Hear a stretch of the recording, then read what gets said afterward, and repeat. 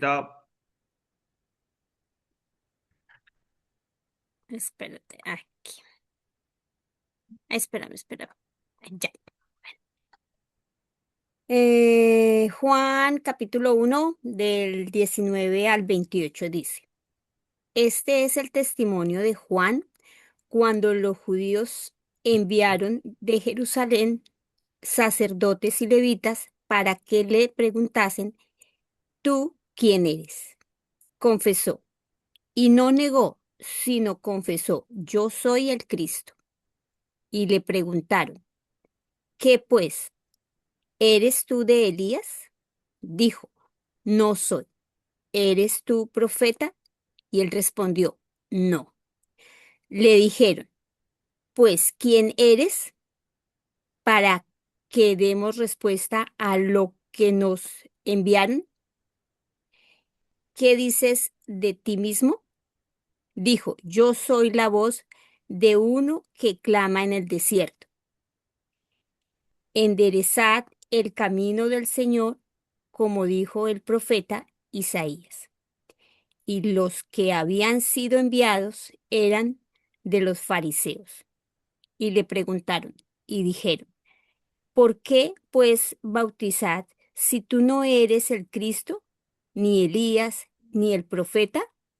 Juan les respondió diciendo, yo bautizo con agua, mas en medio de vosotros está uno a quien vosotros no conocéis. Este es el que viene después de mí, este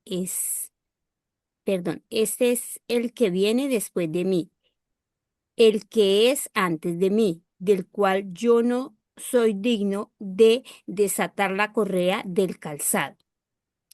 Estas cosas sucedieron en Betabara, al otro lado del Jordán, donde Juan estaba bautizando. Y sigue el 29. El siguiente día vio Juan a Jesús que venía a él y dijo, he aquí el Cordero de Dios que quita el pecado del mundo. Este es aquel de quien yo dije, después de mí viene un varón, el cual es antes de mí, porque era primero que yo. Y yo le conocía, más para que fue, yo no le conocía, mas para que fuese manifestado a Israel, por esto vine yo bautizando con agua. También dijo Juan testimonio. También dio Juan testimonio, diciendo, vi al Espíritu que descendía del cielo como paloma y permaneció sobre él.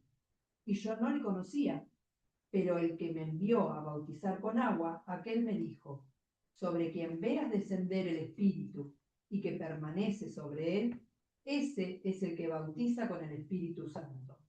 Y yo le vi y he dado testimonio de que este es el Hijo de Dios. Vivimos en el 35. El siguiente día, otra vez estaba Juan y dos de sus discípulos.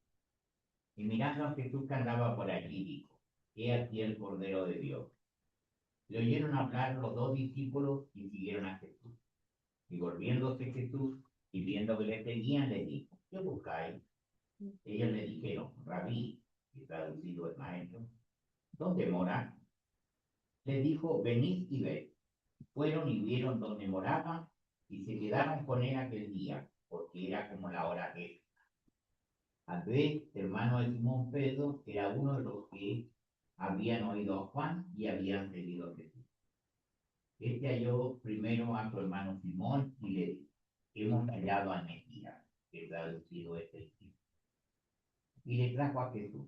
Y mirándole Jesús dijo, tú eres Simón, hijo de Jonás, tú serás llamado Cefas, que quiere decir Pedro. Al día siguiente, Jesús decidió salir hacia Galilea, se encontró con Felipe y lo llamó. Sígueme. Felipe era del pueblo de Betsaida, lo mismo que Andrés y Pedro. Felipe buscó a Natanael y le dijo, hemos encontrado a Jesús de Nazaret, el hijo de José, aquel de quien escribió Moisés en la ley y de quien escribieron los profetas. ¿De Nazaret? Replicó Natanael. ¿Acaso de allí puede salir algo bueno? Ven a ver. le contestó Felipe. Cuando Jesús vio que Natanael se le acercaba, comentó, aquí tienen a un verdadero israelita en quien no hay falsedad. ¿De dónde me conoces? Le preguntó Natanael. Antes de que Felipe te llamara, cuando aún estabas bajo la higuera, ya te había visto. Rabí, tú eres el Hijo de Dios. Tú eres el Rey de Israel, declaró Natanael. ¿Lo crees porque te dije que te vi cuando estabas debajo de la higuera? Vas a ver aún cosas más grandes que estas. Y añadió, ciertamente les aseguro que ustedes verán abrirse el cielo y a los ángeles de Dios subir y bajar sobre el Hijo del Hombre. Muchas gracias. Bueno, estamos estudiando el Evangelio de Juan, viendo algunos aspectos, ¿no? Y la vez pasada habíamos empezado a hablar sobre Juan el Bautista. Juan el Bautista y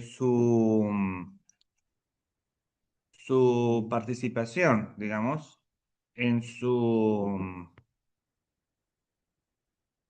en este, de alguna forma, poder llamarlo plan de la salvación, y de otra manera también podemos llamarlo en este acontecimiento histórico, ¿no?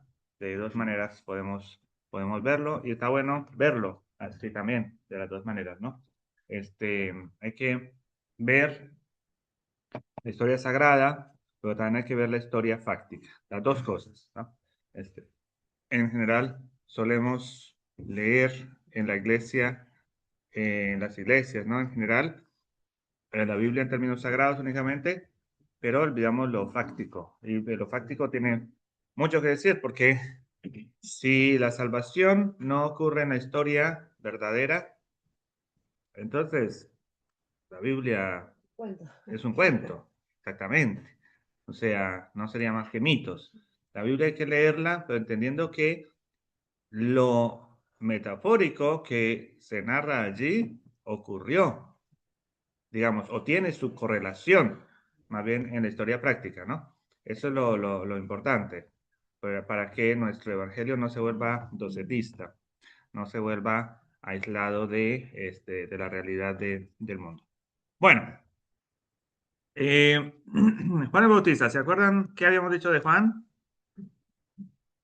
¿De acuerdo a lo que dice acá? Dice que bautizaba, como su nombre, Bautista no era su apellido. Era el oficio que se le puso después, ¿no? El nombre por el cual se le conoce después. Juan el Bautista. No es Juan Bautista, sino Juan el Bautista, ¿no? De alguna parte él ponen el Bautista, Bautista nunca lo leído. No, entiendo, no. Estaba justamente preguntando en este momento eso. Lo voy a buscar acá. La palabra Bautista. Bautismo. Sí, dice, mira, sí, en Mateo 3:1.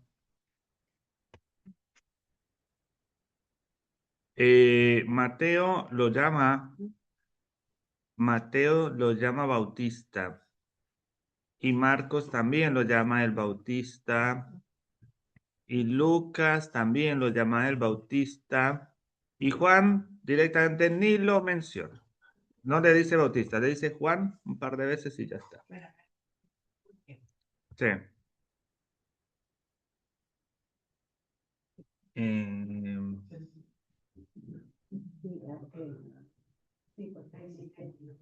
entiendo ¿Es que el mismo chico?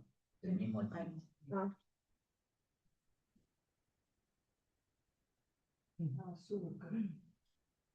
em, ¿No ha visto el besito? bueno,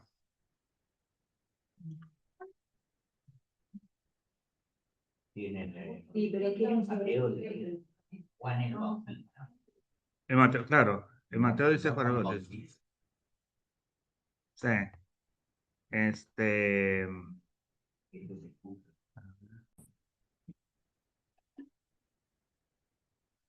Bueno, Juan el Bautista. Eh, hmm, encontramos que ya Marcos le da el título, ¿no? De El Bautista. Juan, el Evangelio de Juan, directamente dice Juan, ¿sí? No dice Juan el Bautista. Pero dedica muchas líneas a aclarar que era el que bautizaba y no era el que Exactamente, estábamos esperando el Mesías. claro. Ahora, la vez pasada vimos algo, esta semana estuve pensando unas cosas sobre Juan el Bautista y me pareció importante que las conozcamos. Si bien, claro, si bien después lo bajan de un ondazo, digamos así, lo ponen en su lugar, poniéndolo en lenguaje no tan académico, Pero y lo ponen en su lugar. Sin embargo, en su momento, lo de Juan fue una cosa importantísima. Porque Juan, ¿qué dijo? ¿Qué estaba haciendo Juan? Preparando el camino del Señor. Entonces, Juan, no vamos a decir que, no podemos decir que, porque no es esto, pero simplemente como para que nadie piense negativo, no es que Juan se lavó las manos. Porque la cuestión es que ellos estaban, dijimos que en el pensamiento judío se habla de traer al Mesías. No es que el Mesías viene cuando, no, se prepara, por eso dice, se prepara el camino del Señor. ¿Qué significa? Le estamos allanando el camino, nos estamos preparando, estamos preparándonos para cuando llegue. Juan no estaba, no podía decir que él es el Mesías. También sería muy pretencioso para cualquiera decir yo soy el Mesías, ¿no? En general, los títulos así, más bien eran de reconocimiento de afuera, ¿no? Entonces era una creación del pueblo, el Mesías. Eso es lo que estoy Lo que pasa, entendiendo. sí, lo que pasa es lo siguiente. En el judaísmo, que no estamos nosotros muy lejos de pensar lo mismo. Dios no actúa mágicamente. El Mesías es un ser humano en el judaísmo, es un ser humano, y lo que ocurre en el pueblo es lo que Dios está deseando, es la acción mancomunada entre Dios y el ser humano. Entonces, claro, Dios mandará al Mesías cuando le tengamos preparado el camino. Traemos al Mesías y entonces traemos al Mesías juntamente con Dios. ¿Sí? Sería eso. No sería una acción humana en el sentido de aislada de Dios, sino que es el trabajo con Dios. ¿Sí? Entonces, dejarle la venida del Mesías a Dios nunca va a ocurrir. ¿Sí? En el pensamiento judío. Entonces, por eso se dice, traigamos al Mesías. Y hasta hoy se dice que traigamos al Mesías. ¿Sí? Ellos siguen esperando al Mesías y todavía se sigue diciendo así y se dice así y se seguirá diciendo así. Depende de quiénes. Depende de quiénes.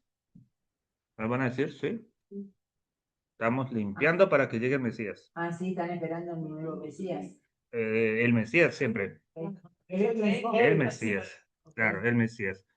Otros lo esperan de forma diferente.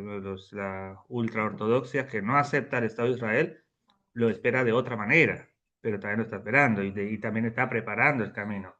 Unos preparan el camino mediante el estudio, otros preparan el camino mediante lo militar, otros preparan el camino mediante haciendo tzedaká, que es como justicia, o sea, como caridad. ¿Sí?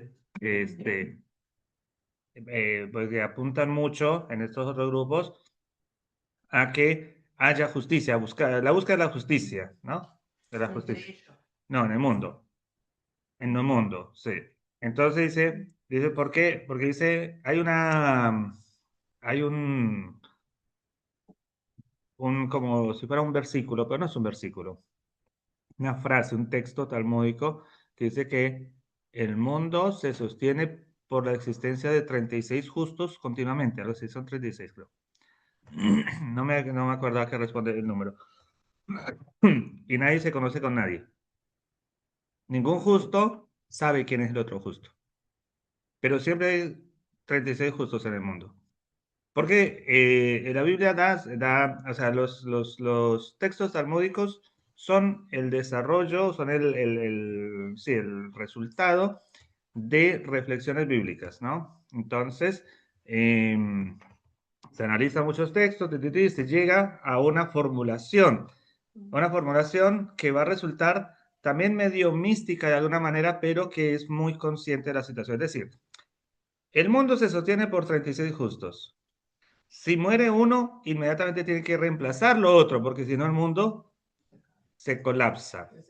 ¿Qué significa eso? Dice que tiene que haber unos mínimos de justicia, mínimos por lo menos. Por ejemplo, y se toma el caso siguiente para otro caso, pero para otra situación, pero puede servir para esto. ¿Por qué cuando Dios le dice a Abraham que Sodoma va a ser destruida? Piense lo interesante que es, o sea, por el texto es muy bonito lo que hay antes, o sea, lo que hay en este diálogo entre Dios y Abraham. Es muy bonito, depende de cómo uno lo mire, pero vamos a darle el lado positivo. ¿El lado positivo cuál es? Abraham le dice que si hubiere, primero le dice 50 justos, la ciudad, ¿qué ocurriría? Dice, no, la ciudad no se destruye si hay 50. Y Abraham no se va a contar, sino que dice, ¿qué pasa si no hubiera 50? Sino que hubiera 45. Y pues, no, tampoco. Entonces, ¿qué está diciendo ahí? Si hay 50 justos, pues no son 50 buenos, ni santos. Son 50 justos, que es diferente. Esto es muy fuerte porque en el evangelicalismo siempre se nos ha enseñado que lo importante es la santidad. Y resulta que para preservar a Sodoma, lo que se necesitaba no era santidad, Sino justicia. justicia.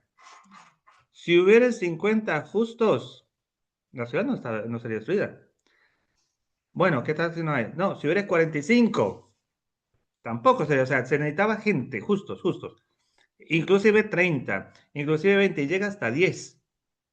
Lo mínimo. A ver, en una ciudad tan grande, ¿no? Bueno, no sé, pero ponele que fuera grandísima, con 10 justos, tan solo la existencia de 10 justos preservaría la ciudad. Lo que está diciendo ese texto es la importancia de la justicia. Con tan solo 10 personas justas hubieran salvado a miles. Eso es lo que nos está enseñando el texto, ¿no? La importancia de la justicia. Cuando no hay justicia, todo colapsa, que es lo que ocurrió con Sodoma. ¿Sí? Colapsó, porque no había justos. Pero, y me llama la atención que ahora estoy pensando, mira, se me viene una cosa. Quiero ver cómo lo llaman a Lot en el Nuevo Testamento. Si es el justo Lot o el santo Lot. Vamos a ver, porque son dos cosas diferentes. No, el justo Lot. Segunda de Pedro 2:7. En segunda de Pedro 2:7 aparece el justo Lot. Bueno, pero fue uno solo. No fue suficiente para salvar la ciudad. ¿Sí? No fue suficiente. Se necesitan unos mínimos para que la ciudad no colapse. Entonces, por eso se entiende que en esos sectores del judaísmo, que la justicia preserva el mundo. Y por eso es importante la justicia, importante vivir por la justicia, porque la justicia preserva el mundo. ¿Sí? Y ese, bueno, es uno de los, digamos, mensajes lindos que salen desde de la lectura esta del diálogo entre Dios y Abraham. Abraham, amigo de Dios, intercede por la ciudad e intercede pensando en los justos. ¿Sí? Por eso le van a llamar el padre de la fe y todas sus virtudes, a pesar de todo lo negativo, ¿no? Pero digamos, Abraham aboga por la ciudad y entiende que la justicia preserva la ciudad. La cuestión era ver cuántos justos eran necesarios para que la ciudad no colapsara. Bueno, entonces, todas esas son formas en que ellos esperan el Mesías, o en que ellos traen al Mesías o allanan el camino para el Mesías. Juan estaba en esas. Juan estaba allanando el camino para el Mesías. Él mismo no se va a autoproclamar Mesías. Sería demasiado pretencioso. Alguien más te tiene que proclamar, te tiene que reconocer, no proclamar, no reconocer, ¿no? Entonces él lo que hace es prepara el camino del Mesías. Cosa que en Jerusalén, ¿cómo lo toman? Mal, con mucha sospecha, con mucha sospecha. Porque traer al Mesías significa, esto va a explotar. Va a explotar porque la forma en que ellos entendían que el Mesías los iba a liberar, iba a ser una forma violenta, se iban a enfrentar al mismísimo Imperio Romano. Y sabían lo que era el Imperio Romano. ¿Eh? Pero también tenían ellos la historia, tenían sus historias inspiradoras. No importa que hayan sido literales o no, eso es lo de menos. Lo importante es la inspiración de la historia. Tenían a David y a Goliat. David y Goliat es más que una, o sea, que una historia real, es más bien una metáfora de un pequeño débil, que era David. David era el séptimo, el último de los hijos. El último de los hijos era el que menos valor tenía en la sociedad patriarcal. El primogénito era que era importante. El hijo menor era el menos importante. Ese se puede morir. Bueno, ese hijo menor se enfrenta con una piedra, o sea, ni siquiera tenía nada con nada de eso, una piedra con lo más básico, rudimentario, con lo más rústico, a un gigante acorazado con toda la tecnología. La última tecnología la tenía Goliat puesta encima, porque aparte de los filisteos eran un pueblo muy tecnológico, venido de Grecia, ¿se entiende? De los, ¿cómo se llamaban? Los pueblos del mar, pero... se me olvidaron, bueno, de los fenicios. Y manejaban el hierro, cosa que... ¿Eran fenicios? Y yo, No, claro, eran fenicios. Sí, manejaban el hierro, pero me parece que eran griegos los filisteos. Fueron un enclave griego muy desarrollado que pusieron a temblar a Egipto. Fíjate que la población de los filisteos era la actual Gaza. Mira. Esa era, esos eran los filisteos. Esa región nunca fue conquistada por Israel. Nunca. Jamás. En los tiempos bíblicos, ninguna parte. Uno mira los mapas bíblicos y Gaza es como independiente. Pusieron a temblar a Egipto, al imperio egipcio. Entonces, y esa era Goliat. Y por eso todo el tiempo cuando entraban a Israel, los hacían bolsa. Bueno, el caso es que la historia de David y Goliat representa a eh, a ese pueblo, Israel, de aquella época, absolutamente atrasado, Vulnerable. vulnerable, venciendo al tecnológico pueblo filisteo.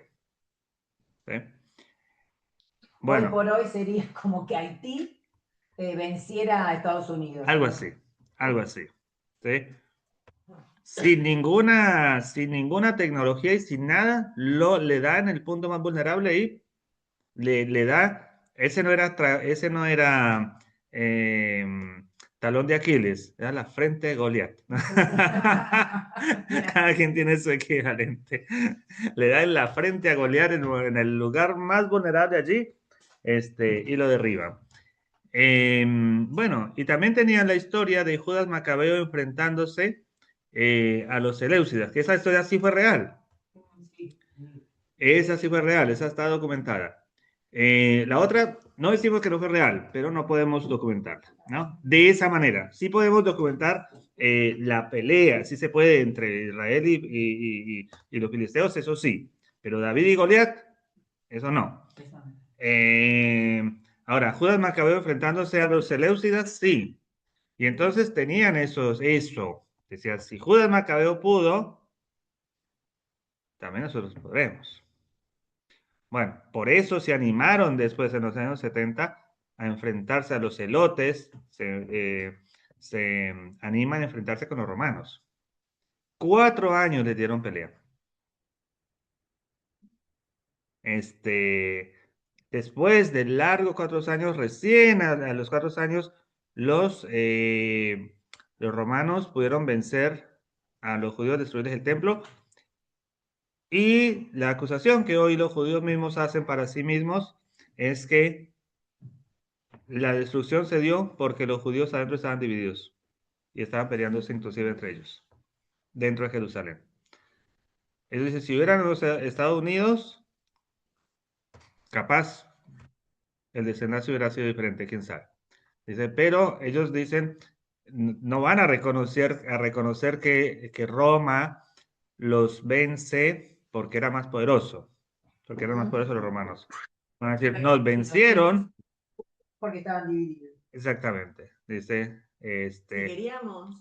Claro, podíamos, pero no quisimos. claro, porque en alguna parte se entiende que en una facción judía quema los alimentos de la otra facción. O quema así. Y entonces, claro, la cuestión, bueno, desembocó y terminó muy mal. Muy mal. Bueno, entonces Juan el Bautista estaba metido en esa situación. Lo que Juan el Bautista estaba haciendo era provocador frente al imperio, ¿no? O sea, tremendamente provocador, y por eso le mandan esta gran delegación de los fariseos, dice acá, para averiguarle, bueno, ¿qué estás haciendo? ¿En qué andas? ¿Qué hiciste? A ver, Qué pequeña. explicar, o sea, dice, porque fíjense la pregunta, bueno, le preguntan, ¿vos sos el Mesías? No. ¿Vos sos el profeta? ¿Cuál profeta? ¿Te acuerdas? No. Bueno, también le preguntan que si es Elías. Ah, el profeta. El profeta. Lo dice. Ay, ¿Cuál? Bueno, el profeta es el anunciado por Moisés, el nuevo Moisés. Cuando Dios le dice a Moisés, creo que en Deuteronomio, me parece que 12 o 18, no sé, dice, yo levantaré un profeta como vos, que hable conmigo cara a cara, algo así. Entonces esperaban ese profeta. Después Elías estaba anunciado por Malaquías, que volvería. Entonces le pregunta, y después el Mesías no dice que va a venir un Mesías, pero se desarrolló esa idea que venía el Mesías. Entonces le preguntan, ¿vos sos el Mesías? O sea, el Cristo. No, yo no. ¿Profeta? Tampoco. ¿Elías? No. Entonces, ¿qué dices de ti mismo? Esa pregunta. ¿Qué dices de ti mismo? A ver. Autodefinite, ¿no?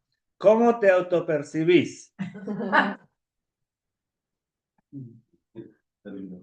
En términos actuales. ¿Cómo te autopercibís? Y dice, yo soy la voz de uno que clama en el desierto, pero mira qué es lo que dice. Enderezar el camino del Señor. Dice, a ver, no soy ninguno de esos. pero igual estoy un poco metido, ¿eh? No, no es que, no soy ninguno de esos, pero estoy ahí. Y entonces dice, los que habían sido enviados se han de ofrecer y preguntar, y le dijeron, entonces, ¿por qué bautizas si tú no eres ni el Cristo, ni Elías, ni el profeta? Ahora, ¿qué relación tiene que ver estos tres con el bautismo? Entonces, pensemos en la, dice, es como si ellos dijeran, es como si dijeran, el que bautiza sería el Cristo o Elías el profeta, ¿no? Esa es como que la pregunta es esa. ¿Por qué bautizas si no eres uno de ellos? O sea, eh, ¿por qué el bautismo sería aquello? Estaría relacionado con estas personas. Y entonces, en la semana pasada, bueno, la otra semana, ¿viste? Por eso era importante venir hoy, porque si dejamos otra semana más, este, mucho para recordar de antes y es más difícil. ¿Qué significaba el bautismo? ¿Te acuerdas? En Juan. Era para perdón de pecados, remisión de verdad. Eso es para, pues, o sea, digamos, la interpretación teológica. Sí. O sea, sí, pero también tiene otra cosa. Él va a decir el bautismo de arrepentimiento. El bautismo de arrepentimiento. ¿Pero por qué? ¿Y dónde? A ver, por ahí ubicándonos en el lugar. En aguas. Ok. ¿Y cuál? ¿Y en qué aguas? Vivas. En Las que fluyen. en las del río Jordán. Ah. En las del río Jordán. ¿Por qué el río Jordán y no otra parte? ¿Por qué no el mar muerto donde con la sal saldría purificada? Purificada. Porque era meterse en descender a las aguas del Jordán, era identificarse con aquella entrada triunfante en Canaán. ¿Sí? Por eso había el bautismo de arrepentimiento. Es decir, vamos a arrepentirnos de todo lo malo que hemos hecho y de todo lo que no hemos hecho y vamos acá públicamente a meternos al Jordán y a comprometernos con esta nueva vida que va a venir. La vida liberada, de un pueblo liberado, de un pueblo que salió de Egipto en su momento y ahora va a salir de Roma. ¿Mm? O sea, lo que estaba haciendo, por eso le preguntan, pero si no eres el Mesías, entonces ¿por qué bautiza?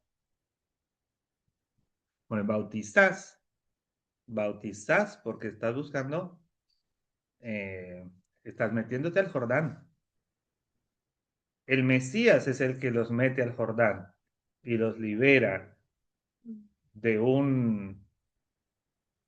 de un gobierno opresor y como Josué. ¿Qué significa Josué? Josué es Salvador. La palabra Josué significa Salvador. Josué es el que los pasa por el Jordán. ¿Eh? Entonces, como Josué los pasa por el Jordán para entrarlos en Canaán, Josué los saca del desierto y los mete a la tierra a través del Jordán. Bueno, hay muchas similitudes ahí con Juan, ¿no? También en el desierto. Y entonces, por eso le mandan esa delegación desde Jerusalén para preguntarles, para aclarar esa situación que los estaba poniendo nerviosos. Los estaba poniendo nerviosos allá en la casa de, bueno, no sé quién sería, Anás, Caifás, de ellos. Y por ahí, yo creo que preocupaba, si bien, fíjense, es muy interesante porque lo de Juan no era ni en, bueno, no era ni en Galilea ni en Judea. era como, o sea, fue muy inteligente también. Pues no fue ni en Samaria, pues Samaria, ¿acuerdan? Samaria queda en la mitad. ¿Recuerdan el mapa, el de Judea, cómo es? El de Judea, Galilea, Samaria. ¿Lo tienen?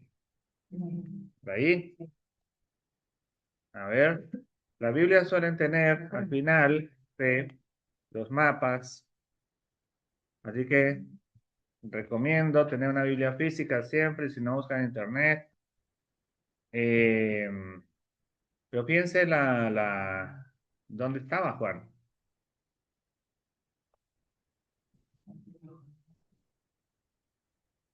Mira, acá tenés zona. Ah, ya tenés.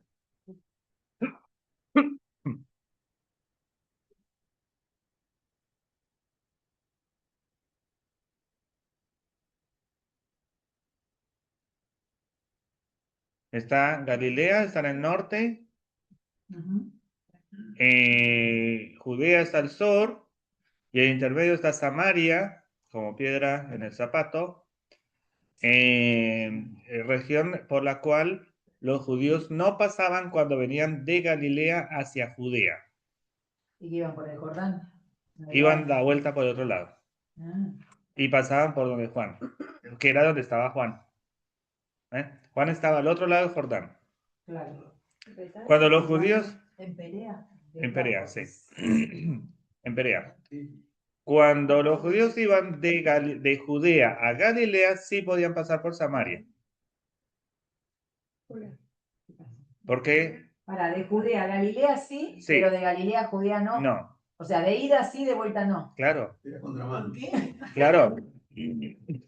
Porque, o sea, si se iban de Jerusalén, bien. Ah, Pero si vas para Jerusalén, no. no, porque no. Porque van a estar Jerusalén es nuestro impuros, enemigo. ¿no? ¿O por Claro. una cuestión de impureza o No, no? no, porque los samaritanos entendían que ellos eran el verdadero Israel y que y los de Judea eran impostores. Sí. Y los otros al contrario también. Los de Judea habían declarado a los samaritanos impuros. Y los samaritanos tenían su propio templo, en Monte Gerizim, que Juan Hircano de los Macabeos había incursionado en Samaria y les había destruido el templo. En la época de los asmoneos, ¿no?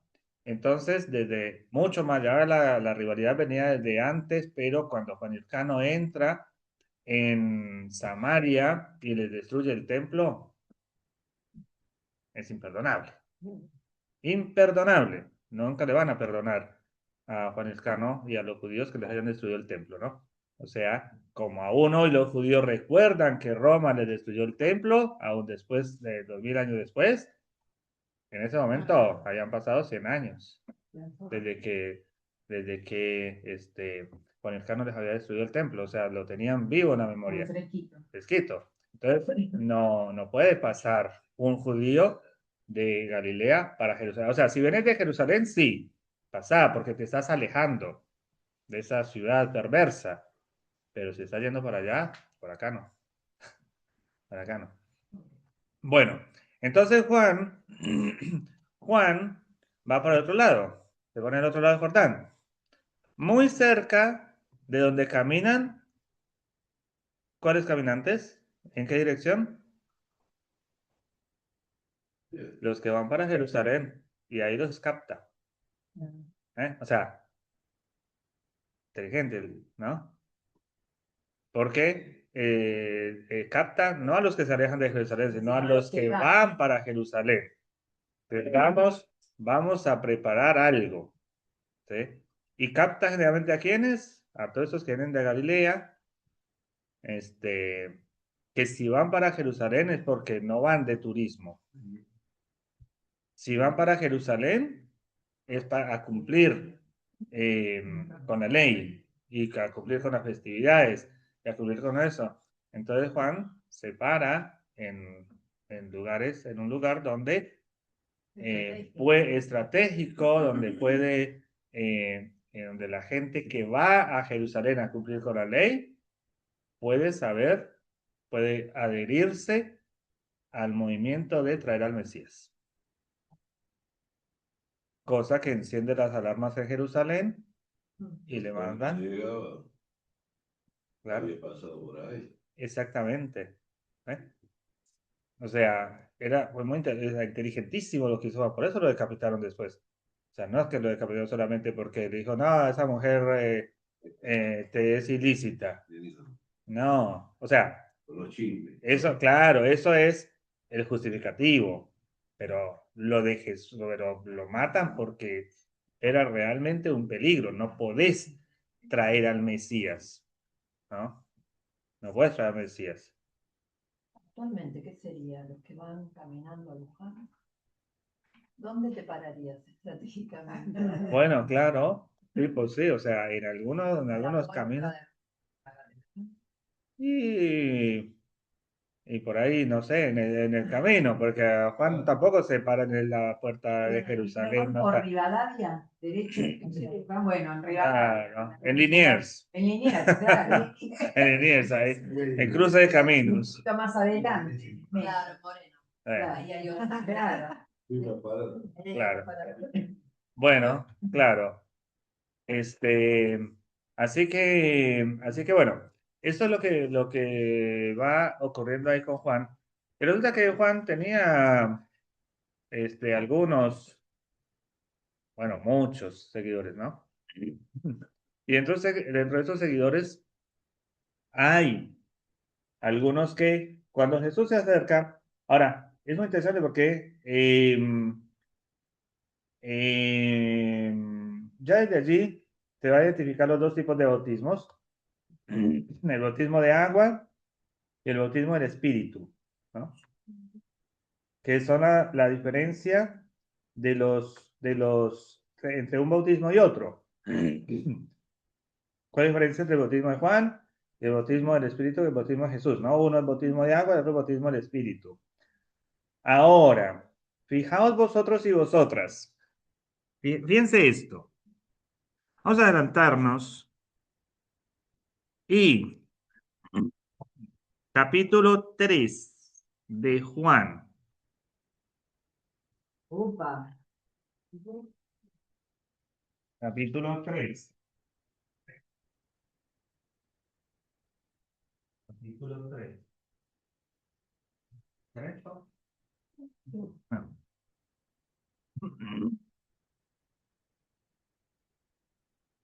¿Y qué le dice? Esto es el encuentro de Jesús con un personaje que no sabemos si existió o no, que se llama Nicodemo. Y entonces, fijaos vosotros y vosotras lo que dice el versículo 3. No, el versículo 5. No, vamos a leer el 3, el 4 y el 5.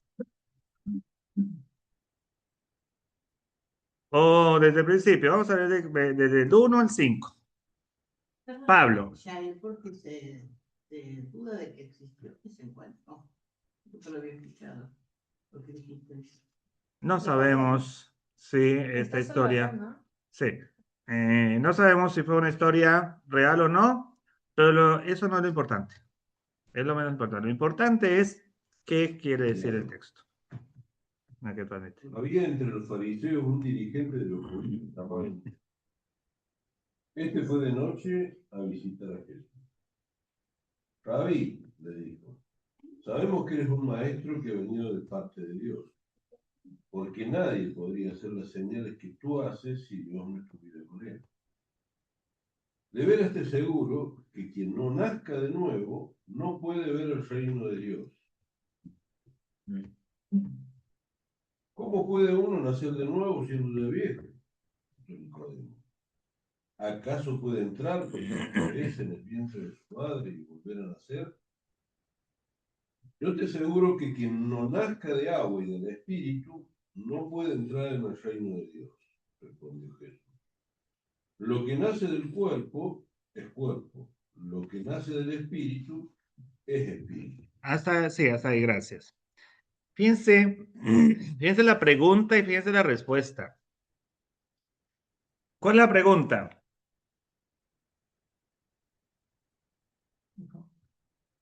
¿O a dónde apunta todo? Jesús dice, ¿O de dónde parte todo? ¿Cuál es la respuesta de Jesús? ¿No? Dice, la respuesta del planteamiento de Jesús, versículo 3. El que no naciere de nuevo, No puede ver. no puede ver el reino de Dios. O sea, para entrar al reino de Dios, Tenés que ser una nueva criatura. primero hay que nacer de nuevo. Hay que nacer de nuevo. Y entonces Nicodemo dice, bueno, explícame, digerime eso porque está como difícil. Biológicamente no lo entiendo. Claro, biológicamente no lo entiendo. Y entonces Jesús dice, le va a responder en el versículo 5, y acá está, o sea, digamos, uno de los tantos corazones que tiene el Evangelio de Juan. El que no naciere de agua, o sea, bautismo de Juan, Mismo de Juan. y del Espíritu, o sea, bautismo de Jesús, no puede entrar en el reino de Dios. ¿Y qué es el bautismo de Juan? En su contexto, ¿no? Y el arrepentimiento. La búsqueda del Mesías, Ah. la búsqueda de la liberación. O sea, el reino de Dios no es una cosa ya alejada. Tiene que incluir la visión de Juan también. El paso por el Jordán. El paso por el Jordán que indica hay que buscar una vida nueva, una vida diferente en este mundo, ¿no? Juan decía, pues el arrepentimiento, hay que entender que el arrepentimiento, como se plantaba en aquellas épocas, no es el arrepentimiento que hoy anuncian en los púlpitos que piden dinero. No es levantar la mano, eso no es el arrepentimiento en ese contexto.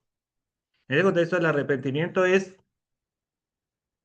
vamos a cambiar un estilo de vida por unas convicciones que nos van a llevar a vivir mejor como pueblo, como sociedad.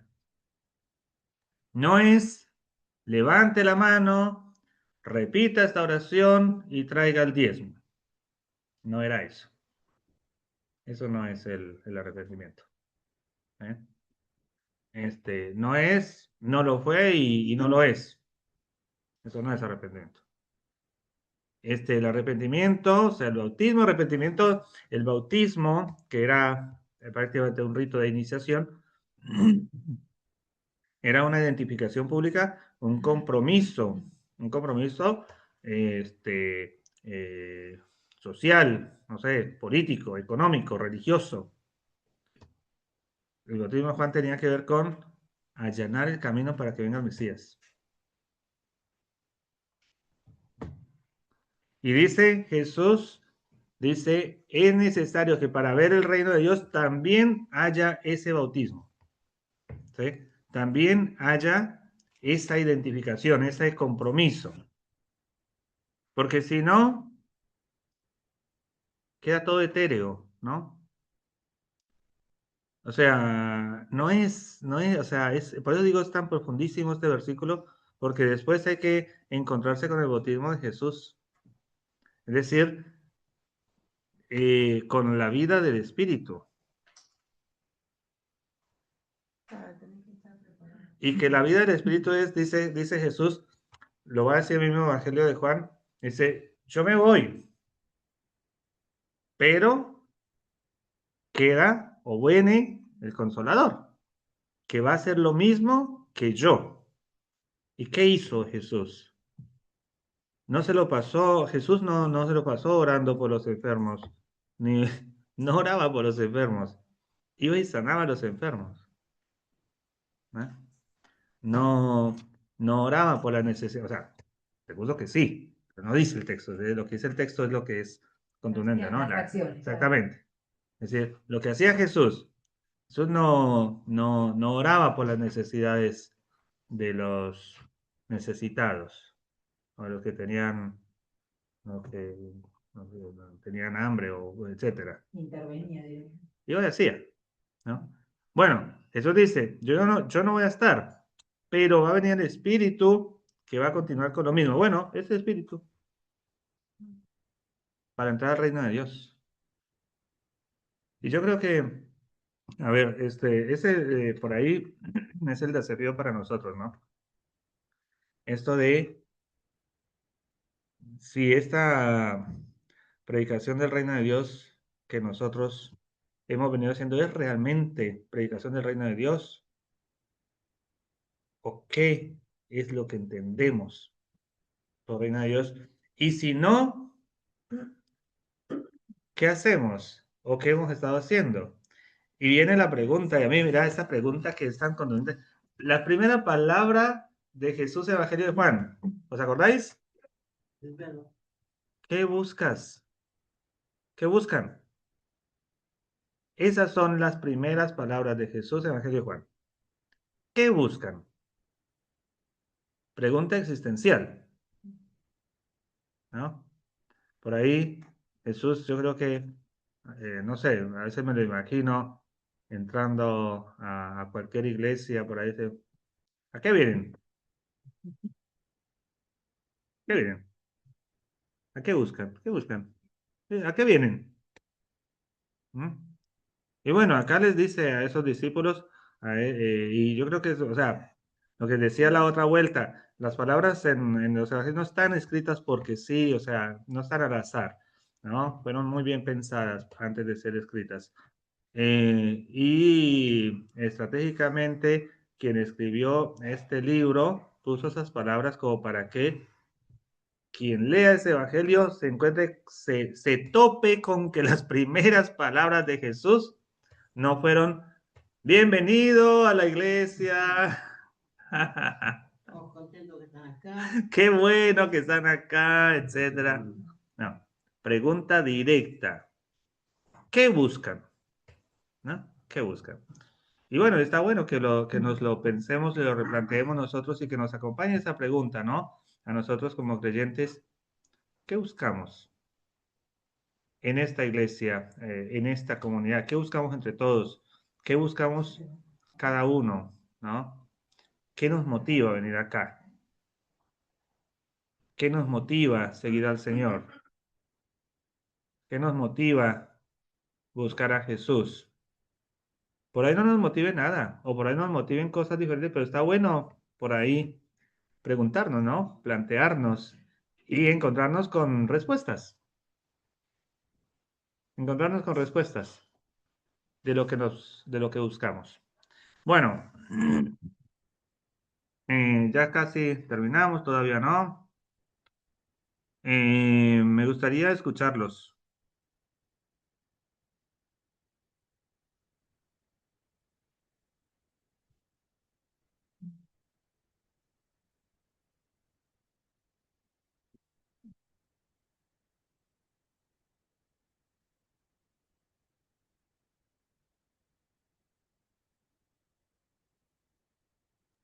Yo quiero algo que se me queda, es que tú dices que Jesús no oraba. No, Em, no dije que no oraba, pero por ahí no está explícito que diga vamos a orar por los enfermos o vamos a orar por sí, otra cosa. O sea, no, dice que sí oraba y que pasaba noches enteras orando, pero no nos dice el contenido de las oraciones. A eso es donde apunté. sí. Pero en la época de Jesús él estaba acompañando al reino, ¿Acompañado qué? acompañando a los necesitados, a los que Ah, sufrían, a los enfermos. Él, pues yo creo, por lo que dice la Biblia, él sí oraba, que no sabemos, no sí, sabemos cómo eran sus oraciones, sí, pero él estaba aquí acompañando a los sufrientes. sí, sí, claro, exactamente. A lo que voy es que no se quedaba en oraciones, ¿sí? No se quedaba solamente orando. Y tenemos solamente, digamos, una oración de Jesús, que es la de el Evangelio de Juan, donde eh, habla, donde le pide al Padre por la unidad de los creyentes, ¿no? Esa es la única, creo que es la única oración de Jesús. Después del Padre Nuestro es enséñanos a orar. ¿sí? Entonces él les enseña esa oración. Pero no dice que él mismo oraba esa oración, ¿no? Sino que les enseña esa oración a sus discípulos. Pero la oración de Jesús, digamos, la oración atribuida a Jesús, esa era otra cosa que les iba a decir, que termino esa idea y se la digo. La oración atribuida a Jesús va a hablar acerca de que sean uno como tú y yo, Padre, somos uno. ¿Sí? Esa es la única oración que tenemos de Jesús. La oración por la unidad de los creyentes. Y decía yo que oración atribuida a Jesús, bueno, no sabemos si Jesús oró así y si oró con esas palabras. Nadie estaba detrás, escuchando, grabando así con el celular la oración de Jesús para luego transcribirla, ¿no? Esto fue un proceso que lo anoté por acá para que lo tengamos en cuenta, es muy bueno, que tiene que ver con cómo es que terminó escrito esto que tenemos escrito, cómo empezó. Entonces, es un proceso de 4 pasos, que es así. En estos 4 pasos está primero lo que dijo el Jesús histórico. Luego, lo que se transmitió, es decir, lo que escucharon y lo transmitieron. Luego, lo que la comunidad usó o cómo lo usó, ¿no? Y luego, lo que se escribió. ¿Sí? Hemos dicho que los evangelios más bien son escritos de comunidades. Por esa razón, podemos encontrar que en los evangelios hay secciones que parece que los escribió una persona y después otras secciones que los escribió otra, ¿no? Entonces es una acción comunitaria. Entonces, acá les comparto esto. Eso pasa inclusive en las familias. Cuando hay cierta historia o narración de un hecho, de un evento, a medida que pasan las generaciones, porque eso no está escrito en ningún lado, cada uno lo va ayornando de alguna manera inconscientemente, ¿no? Pero cada uno vuelca en eso que están contando su propia mirada, su propia experiencia. Y calculo que en esto es lo mismo. O sea, ¿cómo tenés el dicho crudo de lo que dijo Jesús? Es imposible. Tal cual, sí. Suavizas cosas, porque nos pasa, me parece, con textos o cosas que uno puede ver escrito, y se lo querés explicar a un chico, lo vas a tratar de suavizar, no vas a usar esos términos, entonces también dependerá de a quién se lo vas a... O el énfasis que vos le querés dar si le estás contando a otra persona. Por ahí esto no te parece tan relevante y le das más énfasis a esta otra cuestión, ¿no? Así es. La fueron como armando para que quede lo mejor Claro, posible. claro, exactamente. Y después hay que ver que en los escritos de los evangelios se puso lo suficiente para generar la fe, ¿no? Es decir, ni más ni menos. Lo que consideraron ellos que eso era lo suficiente para producir y generar la fe en esas comunidades, eso fue lo que se escribió. ¿Sí? Bueno, ahí les compartí en el chat el proceso, ¿no? Los 4 pasos o las 4 instancias de las palabras de Jesús. Luego las palabras de Jesús histórico, luego las palabras, esas mismas palabras en la transmisión oral, luego esas mismas palabras usadas en la comunidad y luego esas mismas palabras redactadas, ¿no? Y cuando digo esas mismas palabras, ese mismo fue evolucionando, ¿no? O sea, como que conservan el sentido, pero van cambiando en cuanto a formulación de palabras. Bueno, dejamos por acá, sigamos leyendo. Me gustaría que leamos para la próxima la experiencia de los discípulos. Particularmente, bueno, entre 35 y 42 es una parte de esta primera experiencia, pero luego la experiencia entre el 43 y el 51, ¿sí? Que eso sería como lo que hay que reflexionemos sobre eso. A ver qué nos dice el texto y a través del texto qué nos dice el Espíritu Santo y que lo compartamos. Bueno, muchas gracias a todos, todas. Que tengamos una bendecida semana. Quédense al culto, no se vayan. Y bueno, nos vemos el próximo domingo. Muchas gracias. Chao, gracias. Bueno, Chao, chao. muchas gracias. Que tengan una linda reunión. Bueno, que no se vayan, no, quédense al culto, no se vayan. Puedo. Bueno, gracias. Chao.